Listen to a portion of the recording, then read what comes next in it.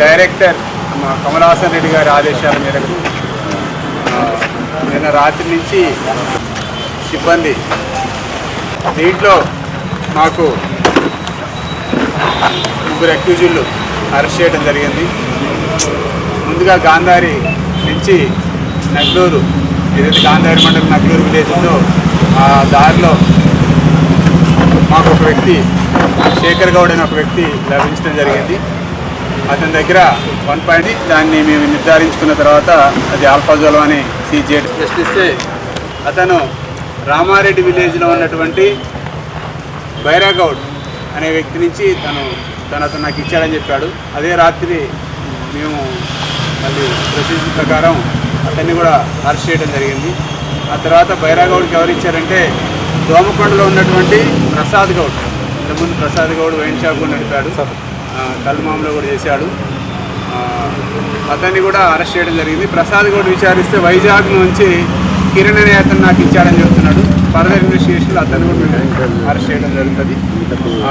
దీంట్లో ఒక బైకు, ఒక 3 సెల్ ఫోన్లు కూడా సీజ్ చేయడం జరిగింది. ఇక్కడ కనిపించేటువంటి ఆల్ఫాజోలం 1250 గ్రాములు ఆల్ఫాజోలంని సీజ్ చేయడం జరిగింది.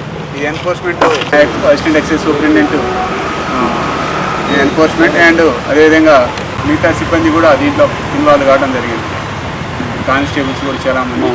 ఎందుకంటే డ్రగ్స్ మీద రాష్ట్ర ప్రభుత్వం చాలా సీరియస్గా తీసుకుంది కాబట్టి డ్రగ్స్ని ఏ విధంగానూ ఎక్కడ కూడా మేము టాలరేట్ చేయడం జరగదు. నిజామాబాద్లో ఇప్పుడు నేను జాయిన్ అయిన తర్వాతనే ఇది 4వ కేసు, ఇది డ్రగ్స్ మీద సంబంధించి. కామారెడ్డిలో 3 కేసులు చేసాం, నిజామాబాద్లో ఇక్కడ ఒక కేసు చేయడం జరిగింది. కాబట్టి దీని మీద చాలా సీరియస్ యాక్షన్ ఉంటుందని చెప్తుంది. ఇంట్లో వచ్చేసి మనకి 1 కేజీ 10 లక్షలు, అంటే కేజీ బావు అంటే 12,50,000 రూపాయలు. మొబైల్ కూడా ఉంది కాబట్టి వాటన్నిటితో కలిపితే ఇంకా ఎక్కువ అవుతుంది. దాదాపు 12,50,000, దాదాపు ఇది ఒక 25,000, 12 మొత్తం కలిపి దాదాపు 13 లక్షలు అనుకో. ఇతను ఒక 10 సంవత్సరాల క్రితం ప్రసాద్ అనే అతని మీద బైరాగౌడ్ మీద సిహెచ్ కేసు 10 years బ్యాక్.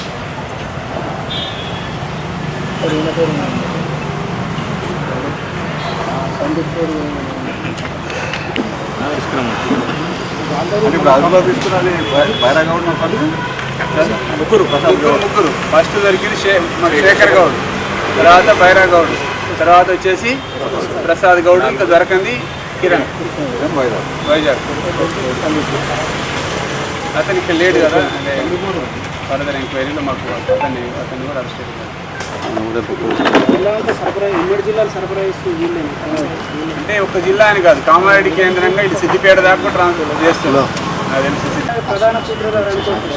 బైరాగౌడ్ కాదు ప్రధానం, కిరణ్ అనే అతను ప్రధాన సూత్రధారి.